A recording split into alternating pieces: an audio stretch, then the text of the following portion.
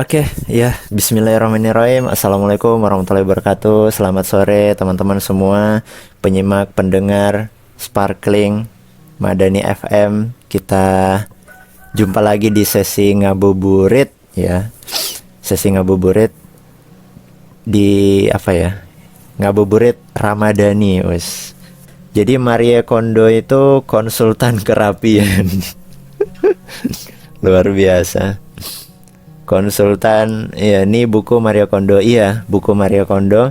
Jadi kalau di channel YouTube-nya itu Marie Kondo adalah konsultan kerapian sekaligus penulis buku-buku best-selling dengan tema serupa. Baru-baru ini ia meluncurkan Spark Joy yang juga langsung masuk jajaran bestseller. Namanya menjadi salah seorang dari 100 most influential people of 2015, bahasa Inggrisnya masih 2015 versi majalah Time. Ia adalah penemu dari KonMari Method yang makin populer di kalangan urban saat ini. Oke. Jadi seperti yang tadi aku sampaikan, jadi Marie Kondo ini seorang konsultan kerapian, seorang konsultan bersih-bersih, seorang konsultan beres-beres gitu kan. Nah, ini sebelum aku masuk ke topik ya. Ini kerennya personal branding gitu kan. Ya, setiap orang itu punya keunikan. Kemarin kan kita udah udah lihat, udah baca tentang mindset ya, tentang growth mindset. Jadi setiap orang itu punya kelebihan. Nah, jadi kan itu personal branding teman-teman gitu kan. Kayak misalnya orang nanya Zunun Sulaiman itu siapa gitu kan. Ya aku pasti jawab Muslim, graphic designer, dan cat lover gitu kan. Dan itu menjadi personal branding aku gitu kan. Nah teman-teman tentukan personal branding teman-teman yang bisa menjadi keunikan. Nah, dan juga tidak hanya sekedar keunikan saja gitu kan, tapi bisa jadi manfaat untuk ya orang lain gitu kan. Ya contohnya ini Marie Kondo ini cukup bermanfaat gitu kan. Sangat bermanfaat bagi orang-orang yang hidupnya berantakan, baik itu hatinya berantakan gitu kan, kamarnya berantakan, rumahnya berantakan gitu kan. Jadi kelemahannya manusia itu sukanya beres-beres, bersih-bersih, merapikan sesuatu. Itu ada sisi futurnya. Sisi futurnya itu kadang sisi lemahnya itu nanti berantakan lagi. Nah, ketika berantakan lagi itu nggak semua orang itu mau untuk beres-beres lagi ya. Ke topik, tapi ini masih ku bacain dulu nih. Di sini tuh ada apa namanya, ada label gitu kan. Ini telah terjual lebih dari 5 juta kopi di seluruh dunia. Artinya ini buku memang benar-benar bestseller gitu kan. The Life Changing Magic of Tidying Up, seni beres-beres dan metode merapikan ala Jepang. Teman-teman mungkin sering dengar kata kaizen gitu kan. Kaizen itu ya berubah dengan cara bijaksana. Jadi kita itu kalau mau berubah itu harus bijaksana gitu kan, tahu ilmunya gitu kan, tahu tahu kontrol diri, sehingga kita itu nggak asal-asalan ketika kita itu berbenah. Nah di sini ada kata pengantar ya, ada kata pengantar dari penulisnya itu. Jadi konsumerisme membawa kita pada sebuah zaman berkelebihan. Kondisi yang saya sebut itu obesitas gitu kan. Obesitas gitu kan. Kalau kita mengenal ada istilah obesitas. Kalau obesitas itu kan lebih ke fisik tubuh manusia ya. Tapi kalau misalnya obesitas ini ya namanya aja obesis, jadi obesis dan staff. Obesitas dan staff. Jadi mungkin yang staff yang berlebihan gitu, obesis staff gitu kan. Banyak dari kita memiliki barang yang sebetulnya tidak kita butuhkan dan kita tidak tahu bagaimana menanganinya, bahkan menyadari kondisi itu. Saya ingin buku ini dibaca sebanyak mungkin orang, bukan sekedar bicara tentang membuang atau menata barang, buku ini bahkan bisa mengubah hidup Anda.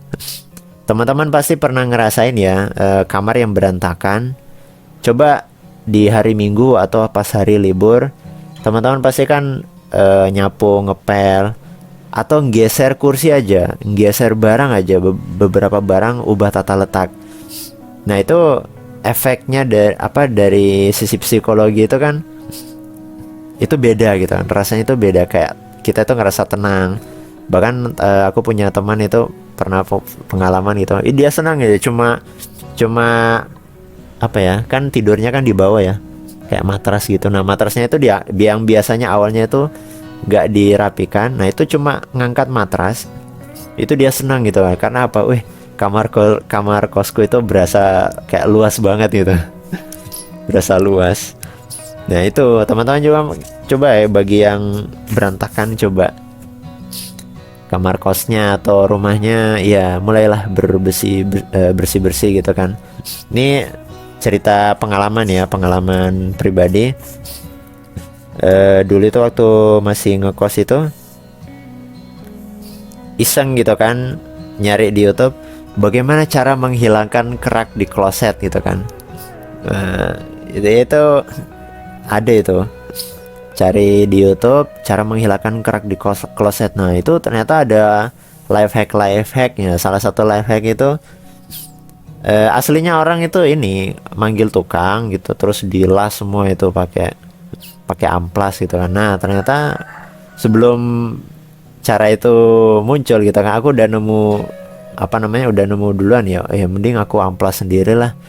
Aku beli amplas di toko bangunan gitu kan. Nah beli amplas.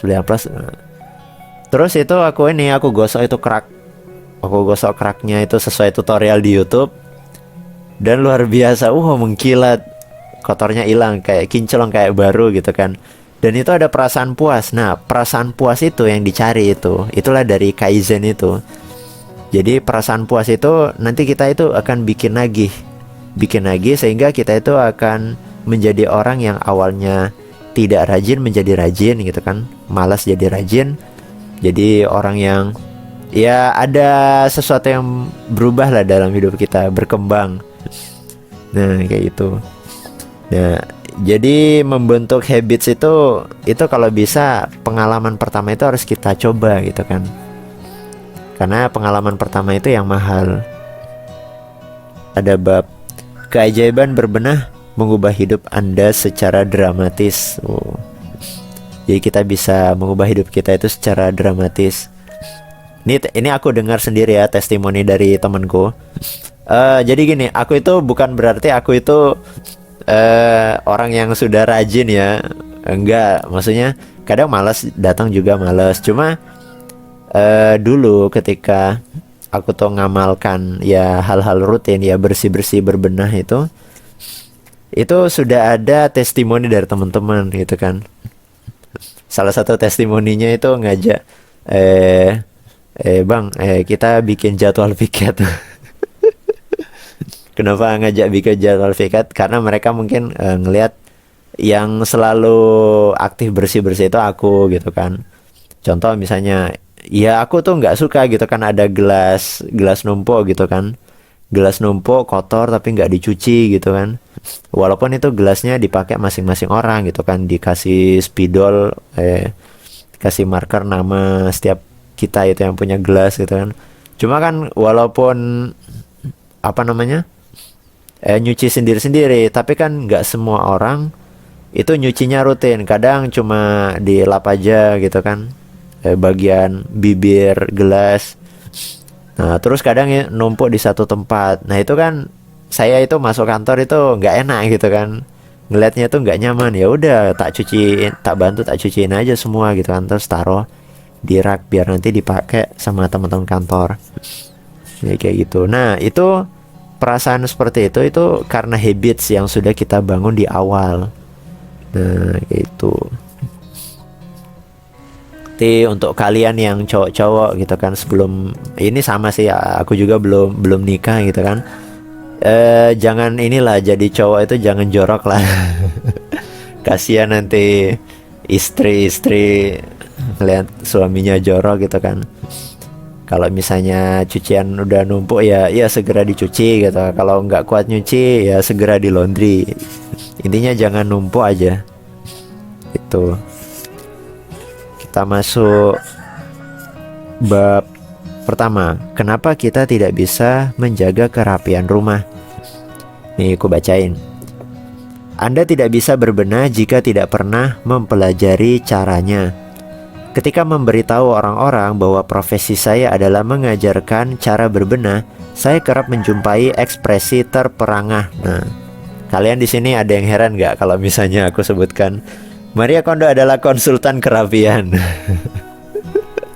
Artinya ada orang yang nggak rapi loh. Sekarang itu bisnis digital itu sampai ada jasa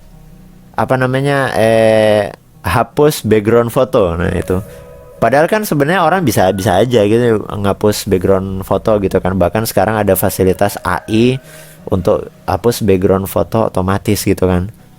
Tapi ternyata masih ada yang buka jasa itu dan itu rame gitu kan. Karena kenapa? Ya tidak semua orang itu tahu kalau misalnya tidak semua orang rajin. Tidak semua orang rajin. Ternyata masih banyak yang malas gitu kan.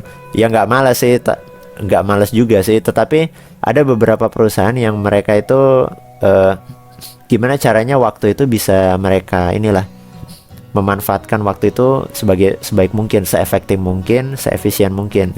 Jadi membayar jasa gitu kan untuk menghapus background foto. Jadi membayar orang lain itu bisa jadi mereka meluangkan budget untuk itu demi produktifnya perusahaannya itu bisa saja gitu kan orang itu melakukan. Ya sama kayak kita gitu kan. Apakah laundry itu menunjukkan bahwa kita itu malas? Ya enggak juga gitu kan. Bisa jadi kita mengerjakan sesuatu yang lebih wajib, yang lebih penting, yang lebih urgent. Itu tuh lebih utama sehingga enggak apa-apa lah kita laundry sekali-sekali gitu kan. Maka laundry itu bisa jadi sarana untuk kita itu produktif. Nah, jadi bukan berarti kalau kita itu doanya laundry menunjukkan kita malas, ya enggak gitu kan. Ya pasti ada kelebihan dan kekurangan gitu kan. Yang jelas asalkan tujuannya baik gitu kan, ya it's okay gitu kan. Masa pekerjaan seperti itu bisa menghasilkan uang? Oh berarti ini kayaknya Marie Kondo ini konsultan yang memang profesional ya. Jadi memang ada bayarannya gitu kan. Ini kan influencer juga. Adalah pertanyaan pertama mereka. Komentar tersebut hampir selalu diikuti oleh pertanyaan, masa orang perlu diajari berbenah? Nah, iya, kalau jadi orang-orang bertanya masa beres-beres harus diajari gitu kan. Ya kan itu menunjukkan bahwa masalah di lapangan orang itu malas gitu kan beres-beres gitu kan. Kayak gitu. Ingat kan kemarin di sesi baca tentang buku mindset, aku kan sempat bilang kan, aku dapat ranking 4 atau 4 sama 5 itu karena wali kelas itu ngelihat aku tuh rajin. Ya jadi suka nyiram tanaman gitu kan, suka ya bersih-bersih di kelas gitu kan. Ya jadwal piket teman-temanku itu aku ambil alih. Kayak gitu. Tapi nggak nyangka sih bisa dapat ranking 4 sama 5 itu. Kayak gitu. Ya artinya ada sesuatu yang bisa kita dapatkan lah kalau misalnya kita itu mau beres-beres gitu. Jadi gitu. Oke lanjut.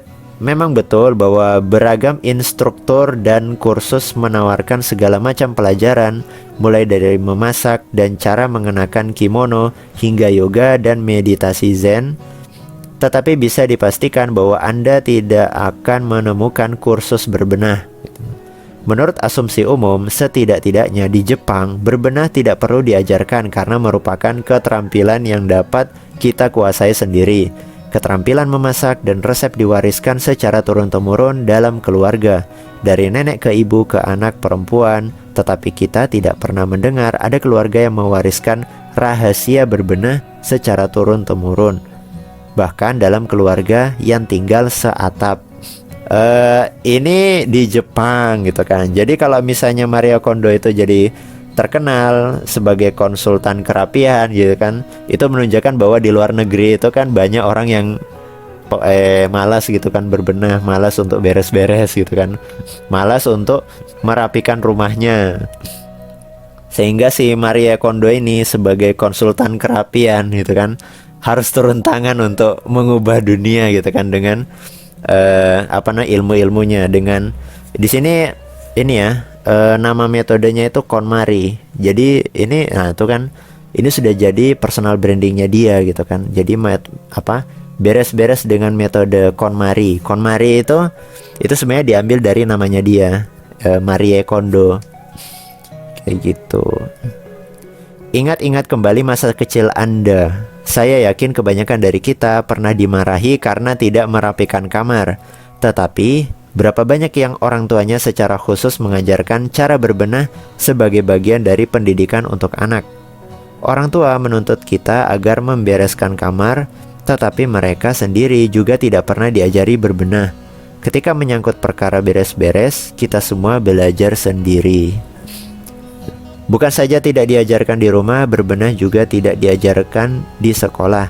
Dalam pelajaran PKK, apa ini PKK?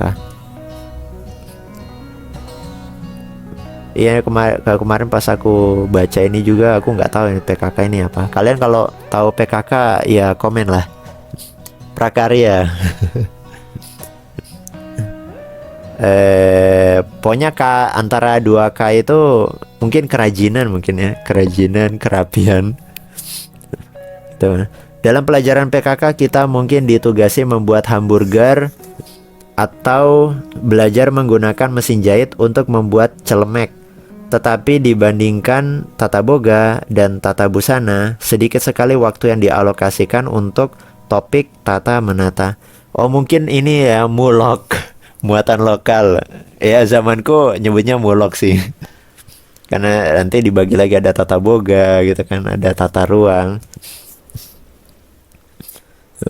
Kalaupun tercantum dalam buku pelajaran, topik tersebut hanya dibaca di kelas atau lebih parah lagi dilewati untuk dibaca di rumah sendiri-sendiri. Sehingga murid-murid bisa lanjut ke topik-topik yang lebih populer seperti makanan dan kesehatan. Akibatnya bahkan segelintir lulusan program studi PKK yang pernah belajar berbenah secara formal pada prakteknya tetap tidak bisa berbenah. Nah, ini tadi yang aku sampaikan di awal gitu kan. Banyak dari kita itu malas untuk beres-beres, malas untuk ya merapi-rapikan gitu kan. Ya baik merapikan folder file di laptopnya atau mungkin merapikan ya ruangan pribadi atau mungkin kamar kos gitu kan.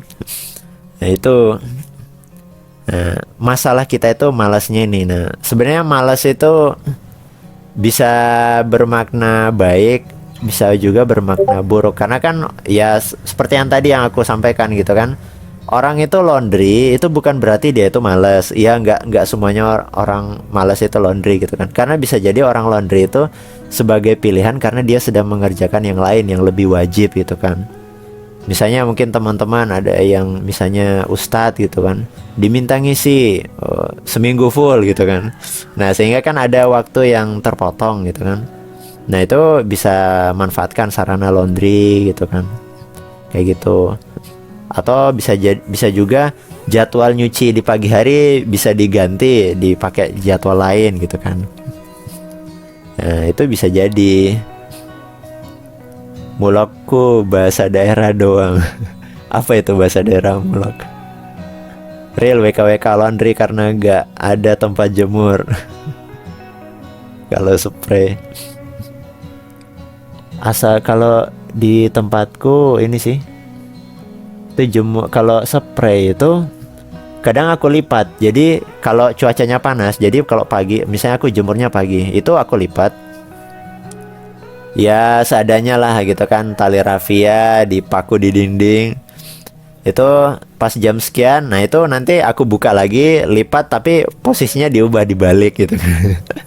Jadi bisa bisa kering tepat waktu. Nah ini disampaikan seperti itu. Jadi memang ya pengalaman itu juga, kalau misalnya orangnya nggak mau belajar ya dia akan nemu titik itu sebenarnya nanti di bab apa ya, kemarin tuh aku baca ada bab tentang bagaimana caranya tips kita itu ikhlas untuk membuang. Jadi sebenarnya barang-barang di rumah kita gitu kan, itu memang aslinya ada beberapa yang memang harus dibuang gitu kan. Karena kenapa? Kita merasa bahwa oh ini masih dipakai gitu kan. Ya itu, kita mungkin berpikir oh ini masih dipakai, ya akhirnya kita merasa masih dipakai, taruh sembarangan, akhirnya numpuk setahun 2 tahun, ternyata faktanya nggak dipakai-pakai. Yang itu pun kita ngomong pengen kita pakai suatu hari nanti, tapi itu random, nggak tahu itu kapan, ujung-ujung nggak dipakai-pakai gitu kan. Sama kayak kita itu pernah beli makanan, kita nyimpan di kulkas, akhirnya basi. Ada nggak di sini pernah ngalamin kayak gitu? Itu kan jadi akhirnya mubazir kan, kita beli makanan, habis itu kita ngakunya ini nanti untuk makan kapan gitu kan. Ya kita simpan makanannya, habis itu ternyata nggak dimakan sampai basi. Itu ada kayak gitu. Nah itu harus dilatih gitu kan. Sayur pernah, iya aku juga kayak gitu. Aku ini malah kos-kosan itu kan, aku kan pengikut mazhab JSR. Mazhab JSR. Jadi pernah itu aku tuh jahe sama kunyit itu udah keriput ya, udah nggak bisa dipakai lagi gitu kan. Ya karena aku ngekosnya sekarang udah nggak di kosan lama. Kalau kosan lama enak ada kulkas. Kalau dari ceramahnya Dennis Lim itu, kita itu harus itu ada retorika bagus tuh. Jadi gini, kita itu kalau pegang mic lagi kajian gitu kan, ngisi kajian itu kan, kita kan nggak selamanya megang mic kan. Pasti kan kalau misalnya kita kebelat ke belakang, nggak mungkin kan mic-nya itu kita bawa-bawa terus. Mic-nya dibawa ke kamar mandi. Pasti kan taruh dulu baru ke belakang gitu kan. Ya kayak gitu. Nggak mungkin. Nah, kita harus lepas barang yang kita pegang untuk bisa menggenggam barang yang lain. Kita harus kita harus melepas barang yang kita genggam gitu kan. Jadi kita ganti gitu. Nah, semuanya kita pegang ya nggak cukup tangan kita. Kayak gitu.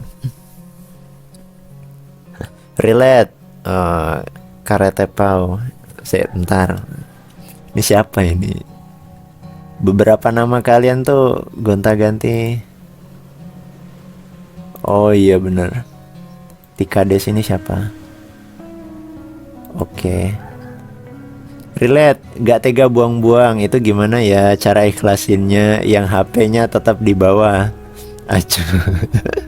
Barusan aku dulu itu kan ada HP bapakku yang udah nggak dipakai di zaman dulu gitu kan, zaman zaman bapakku gitu kan, beli HP-nya itu tuh HP canggih, dan sekarang itu udah, ini barusan ku coba pakai masukin nomor gitu kan. Nah ternyata ini Google Play-nya udah, ya isinya mesin HP-nya itu udah nggak bisa ngikuti ini program-program di Android yang terbaru. Soalnya ini sinyalnya juga masih GPRS. Benar-benar harus dipikirin nggak sih itu benar-benar dipakainya buat apa dan kapan. Aku malah mau buang, cuman nggak tahu mau buang apa. Soalnya nggak punya apa-apa. Waduh, Anda minimalis. Aduh. Oke, kita lanjut. Apakah orang yang lebih berpengalaman beres-beres menjadi lebih lihai berbenah ketimbang yang kurang berpengalaman? Jawabannya tidak. Murid saya 25%-nya adalah perempuan 50-an tahun.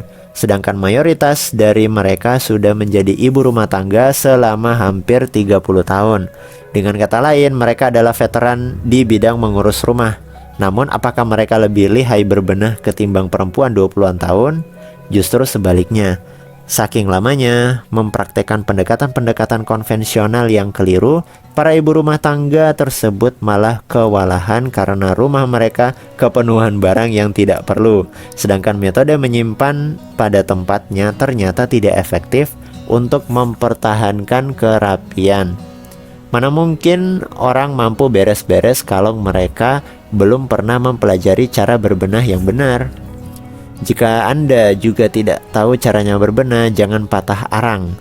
Sekaranglah waktunya belajar dan mempelajari dan menerapkan metode KonMari yang dijabarkan dalam buku ini.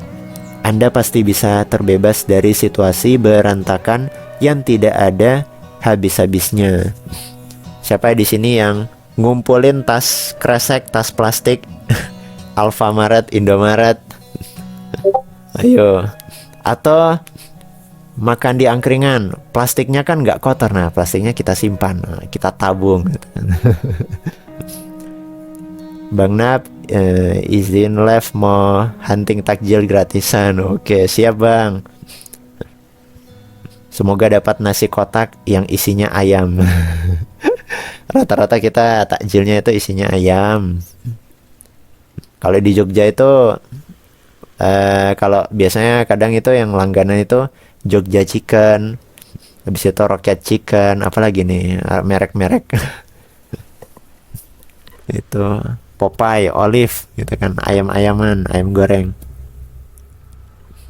Tika Des, kan ada orang yang bersih tapi nggak rapi. Real nggak? Iya sih, ada. Biasanya lebih ke menunda beres-beres gitu kan. Nah, giliran hari Minggu diajak meeting sama guru sama ustadz gitu. Ayo meeting ya. Akhirnya yang rencana mau nyuci di hari Minggu gak jadi, beres-beres rumah gak jadi.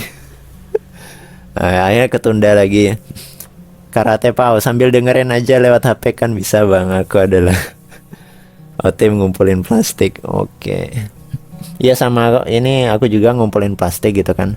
Nah, alhamdulillah aku tuh ngekosnya di kantor, jadi plastikku yang numpuk itu bisa dimanfaatkan untuk teman-teman kantor buat bungkus-bungkus lah kalau perlu. Karena kalau ini susahnya itu kan plastik ini kita kan nanti mau buang ke tempat pembuangan akhir ya, TPA, tempat pembuangan akhir. Nah itu kan butuh plastik mau untuk bungkus gitu kan. Kalau makanan basah oke lah bisa kita kubur gitu kan, bisa kita kubur. Tapi di tempatku itu, di tempat pembuangan akhir itu sampai harus absen loh. Harus absen terus dicek, mas dari mana mas gitu kan. Iya soalnya di tempatku itu sangat ketat, jadi dia itu nolak, tempat pembuangannya itu nolak untuk orang-orang yang bawa sampah dari luar daerah gitu kan.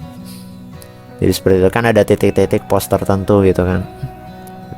Ya jujur aku juga kadang ya kalau misalnya ada satu TPA yang ditutup, ya otomatis aku nyari TPA yang lain gitu kan, tempat pembuangan akhir yang lain gitu kan. Gitu. Yang ribet itu yang kemarin yang musim hujan. Aduh, gila.